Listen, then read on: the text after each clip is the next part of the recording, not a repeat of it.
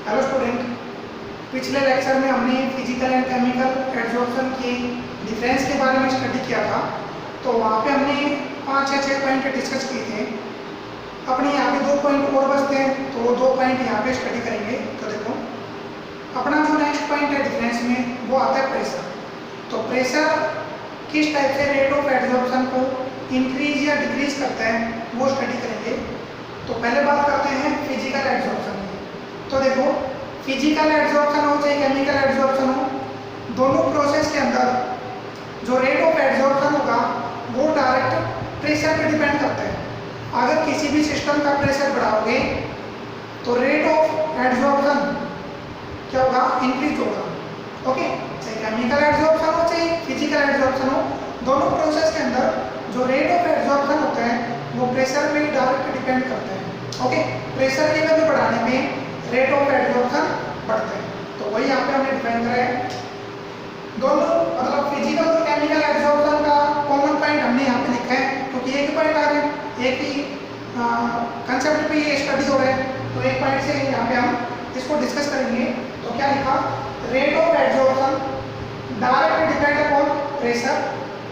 When pressure of system will be increase, then rate of physical and chemical adsorption are also increase. ठीक है, किसी भी system का pressure बढ़ाने से फिजिकल और जो केमिकल एड्जॉर्प्शन होगा, दोनों प्रोसेस का जो रेट होता है वो प्रेशर के अकॉर्डिंग बढ़ता है। ओके, समझ में आ गया?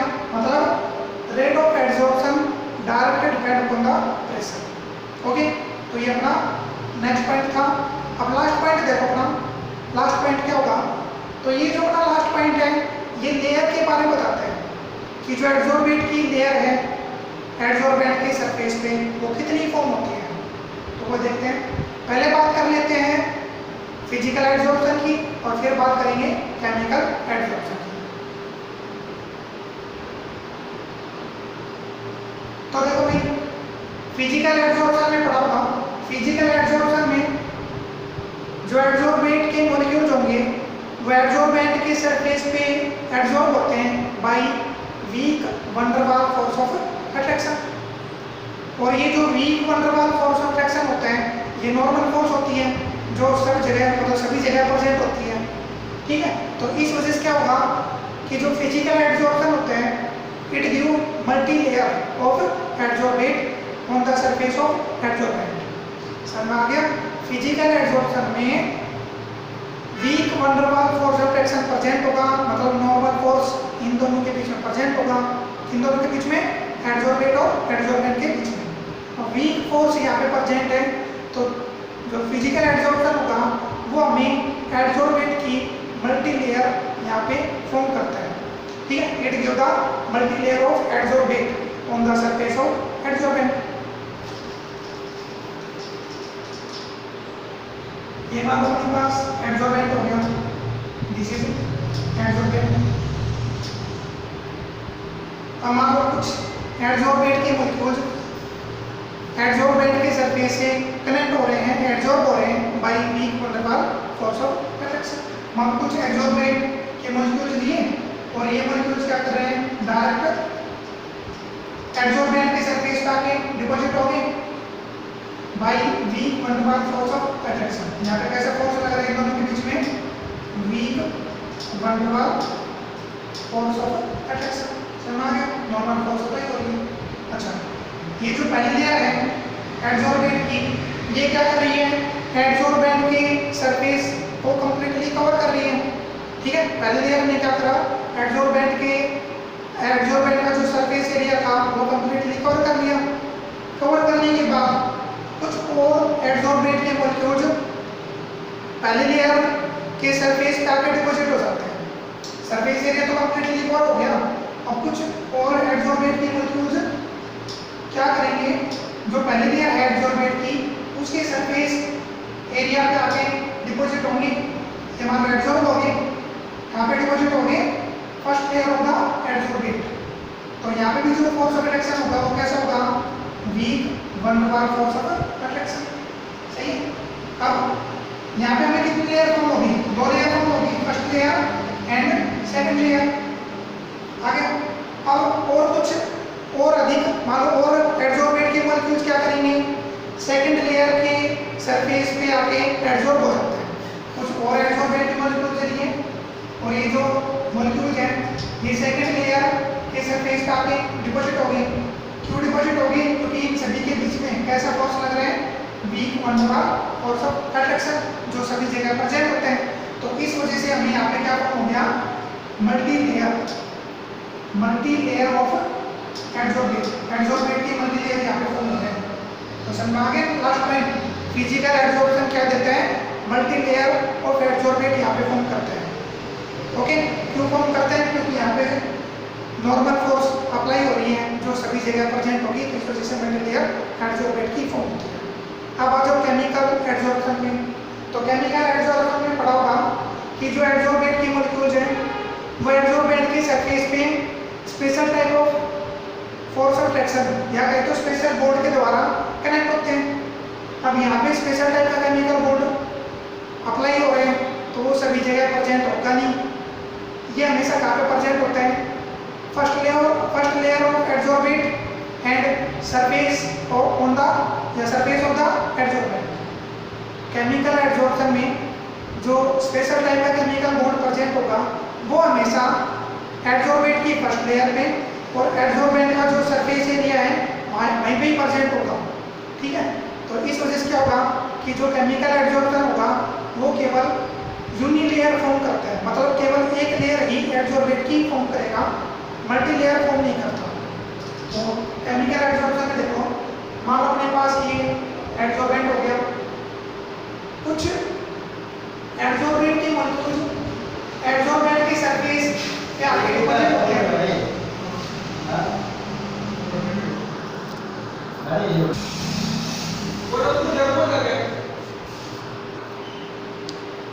हाँ भाई देखो, केमिकल एडजॉर्प्शन की बात करते हैं तो एडजॉर्बेट और एडजॉर्बेंट इनके बीच में स्पेशल टाइप का केमिकल बॉन्ड लगता है।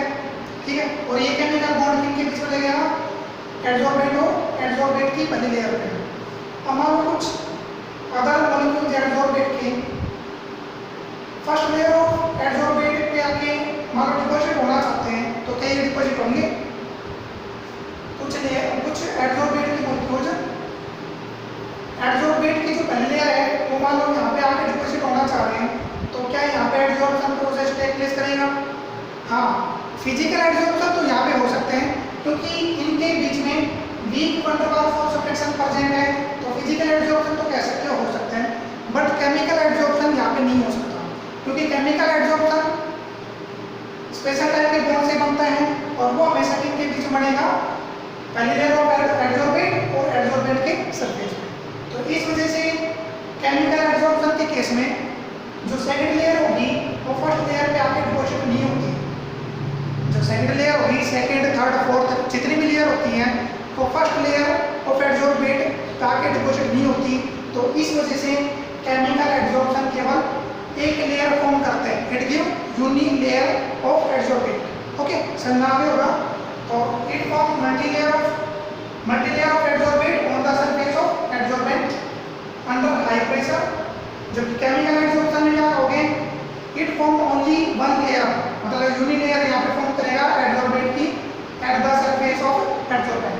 क्यों, क्योंकि due to present special type of chemical bond, यहाँ पे स्पेशल टाइप का केमिकल बॉन्ड लगता है, यहाँ पे मतलब आप फोर्स ऑफ रिएक्शन अप्लाई करते हैं। तो कर लोगे, तो ये थे डिफरेंस। अब अपना जो नेक्स्ट टॉपिक है वो है एडजॉर्प्शन आइसोथर्म या कहे तो फ्रेंडलिच एडजॉर्प्शन आइसोथर्म। तो देखते हैं।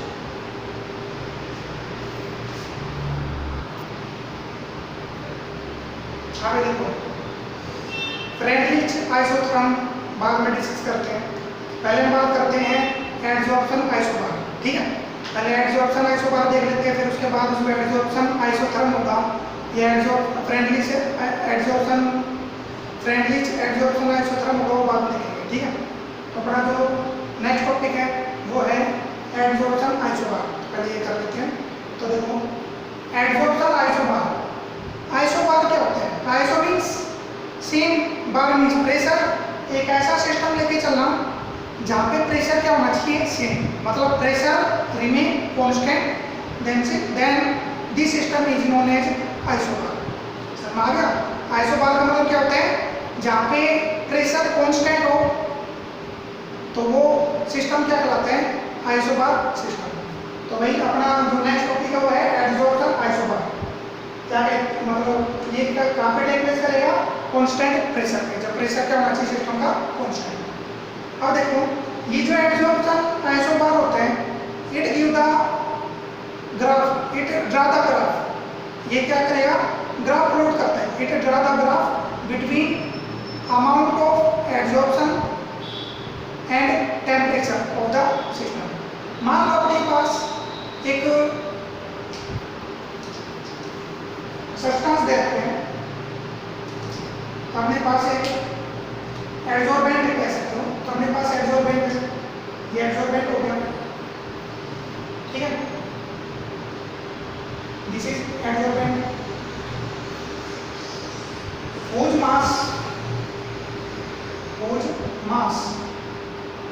m, हमने एडजॉर्बेंट लिया स्टार्टिंग में, तो ये जो एडजॉर्बेंट यहाँ पे लेके चल रहे हो उसका मास क्या होना चाहिए, समूह में ऐड कर दिया, mass of adsorbent equal to m mass यहाँ पे परसेंट है। अब क्या करो कि कुछ गैस मॉलिक्यूल्स गिवन एडजॉर्बेंट के सरफेस पे आके डिपॉजिट हो जाते हैं, ठीक है, कुछ गैस मॉलिक्यूल्स, जो गैस मॉलिक्यूल्स की अमाउंट लोगे वो ऐड कर लो x, मान लो x अमाउंट ऐड कर लिया कि जो x अमाउंट होगी गैस की वो एडजॉर्बेंट के सरफेस पे आके डिपॉजिट हो जाती है, एब्जॉर्ब हो जाती है। तो यहाँ पे जो गैस मॉलिक्यूल्स एब्जॉर्ब हो रहे हैं उसकी अमाउंट कितनी है, x, amount of gas which adsorbed at the surface of adsorbent equal to x। समझ आ गया, स्टार्टिंग में एडजॉर्बेंट लेके चले, एडजॉर्बेंट का मास हमने ले लिया स्मॉल m, अब x अमाउंट गैस की एडजॉर्बेंट के सरफेस पे आके डिपॉजिट होगी, डिपॉजिट होने के बाद जो रेट ऑफ एडजॉर्प्शन होगा, रेट ऑफ एडजॉर्प्शन वो हमने लेट कर लिया x/m, ठीक है, rate of adsorption equal to x/m। ये सिंपल ये कह सकते हो कि amount of gas which adsorb, जो कहाँ पे एडजॉर्ब हो रहे हैं, विच एडजॉर्ब सरफेस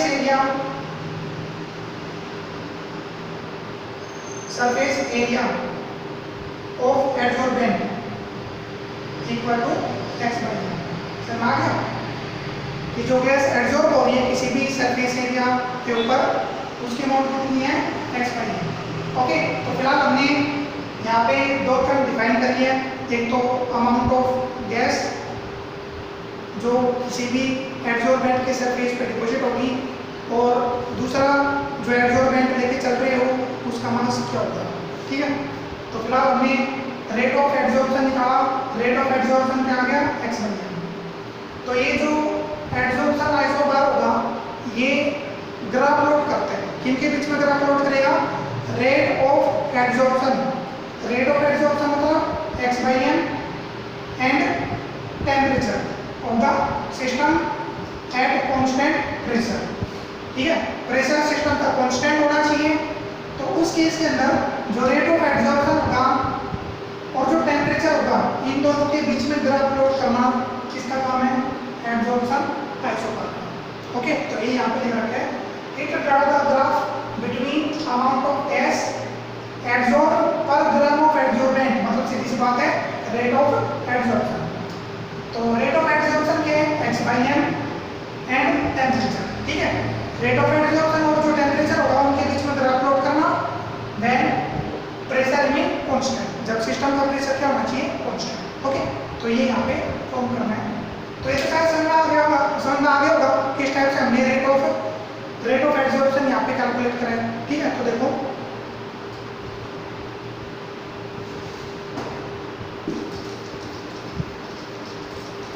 हमने पीछे दो टाइप के एडजॉर्प्शन पढ़े थे, एक तो फिजिकल एडजॉर्प्शन है, दूसरा केमिकल एडजॉर्प्शन आया था, और टेम्परेचर का कंसेप्ट भी पीछे पढ़ा था।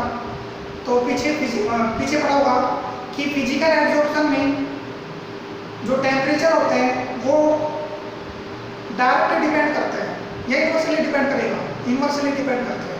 फिजिकल एब्जॉर्प्शन के अंदर जो टेम्परेचर का जो कंसेप्ट होगा वो रेट ऑफ एब्जॉर्प्शन पे इन्वर्सली डिपेंड करता है। जैसे हम टेम्परेचर, किसी भी सिस्टम का टेम्परेचर बढ़ाते हैं तो टेम्परेचर बढ़ाने पे जो रेट ऑफ एब्जॉर्प्शन होते हैं वो डिक्रीज होगा, मतलब वहाँ पे डिजॉर्प्शन प्रोसेस टेक प्लेस करती है, क्योंकि वहाँ पे weak one bar force of friction present होती है। ठीक है, तो क्या कहोगे, rate of absorption will be decrease when temperature of the system will be increase. जब किसी भी सिस्टम का टेम्परेचर इंक्रीज करते हो तो रेट ऑफ एब्जॉर्प्शन डिक्रीज होते हैं in case of physical absorption. मतलब ये कह सकते हो कि जो रेट ऑफ एब्जॉर्प्शन है वो inversely depend upon the temperature. ठीक है, तो भाई पहला केस लेके चलो। पहला केस क्या है, फॉर फिजिकल एब्जॉर्प्शन। प्रेशर तो यहाँ पे कांस्टेंट है, प्रेशर की बात तो करेंगे नहीं, तो क्या हो गया, rate of absorption x by m inversely depend upon the temperature. ठीक है, due to weak one bar force of attraction, क्योंकि यहाँ पे weak one bar force of attraction percent है। अब हमें क्या करना है, ग्राफ प्लॉट करना है। देखो भाई ग्राफ में draw the graph between rate of absorption या अमाउंट ऑफ एब्जॉर्प्शन कह सकते हो, अमाउंट ऑफ एब्जॉर्प्शन मतलब x बाई m अपने पास गिवन है, ये मान लो अपने पास ओरिजिन हो गया, ये x एक्सिस होगी मान लो, और दिस इज y एक्सिस। ठीक है, अच्छा y एक्सिस क्या लूँ तो क्या ले लिया, अमाउंट ऑफ एब्जॉर्प्शन या कह दो अमाउंट ऑफ गैस एब्जॉर्ब पर gram of absorbent x by m ले लिया, और y एक्सिस क्या हमने ले लिया टेम्परेचर। अभी फाइंड आउट किया था कि अगर टेम्परेचर बढ़ाओगे तो रेट ऑफ एब्जॉर्प्शन कम होता है, तो ये कैसा ग्राफ आएगा, डिक्रीजिंग ऑर्डर में। ठीक है, टेम्परेचर बढ़ाने पे रेट ऑफ एब्जॉर्प्शन डिक्रीज होता है। ओके, तो ये है अपना फिजिकल एब्जॉर्प्शन का केस। चलो बात कर लो अब केमिकल एब्जॉर्प्शन की। तो केमिकल एब्जॉर्प्शन में देखना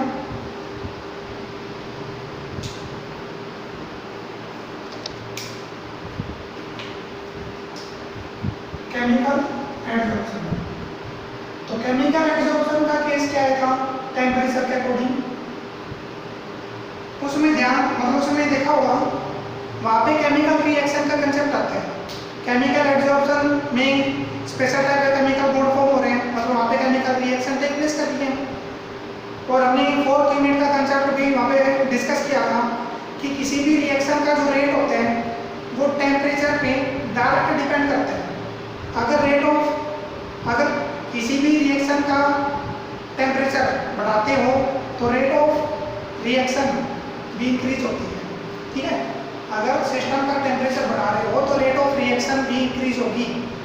ठीक है, क्यों इंक्रीज होगी, क्योंकि जो रिएक्टेंट मॉलिक्यूल्स है उनकी काइनेटिक एनर्जी बढ़ती है। तो क्या कहोगे, केमिकल एब्जॉर्प्शन में केमिकल एब्जॉर्प्शन का कंसेप्ट ये होगा कि स्टार्टिंग में रेट ऑफ एब्जॉर्प्शन टेम्परेचर के अराउंड बढ़ेगा, इक्विलिब्रियम पॉइंट अचीव करने के बाद जो रेट ऑफ एब्जॉर्प्शन होते हैं वो टेम्परेचर के अराउंड डिक्रीज होते हैं। यहाँ पे दो कंसेप्ट आएगा, दो केस आएगा। पहला केस क्या था, स्टार्टिंग में जब टेम्परेचर बढ़ाते हो किसी भी सिस्टम का तो रेट ऑफ एब्जॉर्प्शन स्टार्टिंग में बढ़ता है, मतलब यहाँ पे रेट ऑफ एब्जॉर्प्शन टेम्परेचर पे डायरेक्ट डिपेंड करते हैं। ओके, फिर बाद में क्या होते हैं, इक्विलिब्रियम पॉइंट अचीव करने के बाद जो रेट ऑफ एब्जॉर्प्शन होगा वो टेम्परेचर पे इनवर्सली डिपेंड करेगा। अगर टेम्परेचर बढ़ाओगे तो रेट ऑफ एब्जॉर्प्शन डिक्रीज होगा, क्योंकि वहाँ पे डिजॉर्प्शन प्रोसेस टेक प्लेस करती है। किसी पर्टिकुलर टेम्परेचर तक तो क्या होगा, रेट ऑफ एब्जॉर्प्शन बढ़ता है। पर्टिकुलर टेम्परेचर अचीव करने के बाद अगर और टेम्परेचर केस में rate of chemical absorption decrease होना स्टार्ट कर देगा, वहाँ पे डिसॉर्प्शन प्रोसेस टेक प्लेस करता है।